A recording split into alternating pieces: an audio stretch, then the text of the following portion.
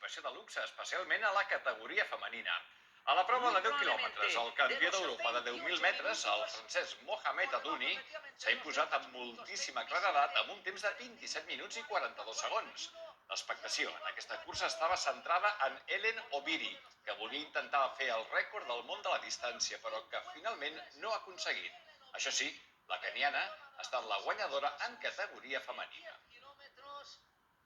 En l'altra cursa dels professionals, la de 5 quilòmetres, la victòria ha estat per a Jimmy Gressier, que ha fet un temps de 13 minuts i 39 segons. En aquesta prova tampoc hi ha hagut rècord mundial d'Agenzebe Dibaba en categoria femenina. Sí que hi ha hagut rècords de Catalunya, tant en categoria masculina com en femenina, a càrrec de Santiago Catrofe i d'Esther Guerrero. Després dels professionals han arribat els populars. Si el 2019 10.000 persones es van posar al dorsal per acomiadar l'any corrent pels carrers de Barcelona, en aquest 2020 tot just han estat 1.000 les que han pres part en la cursa dels nassos de 10 quilòmetres Open. Les mesures de prevenció per la pandèmia ja s'han normalitzat entre els atletes. Entre els populars ha corregut Jordi Gamito, un top de les curses de muntanya que ha volgut acabar l'any sentint l'esperit de la competició, encara que fos sobre asfalt.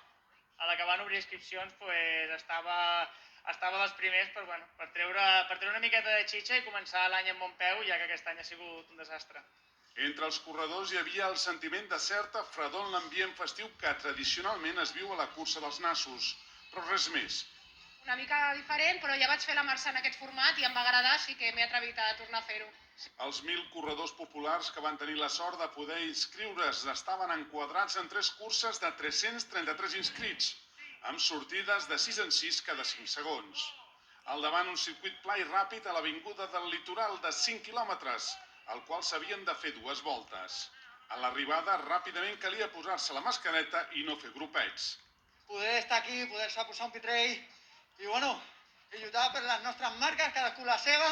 Al final diuen que és un esport individual i aquí es demostra amb el company que ha pogut fer la seva marca personal després de tants anys aquí.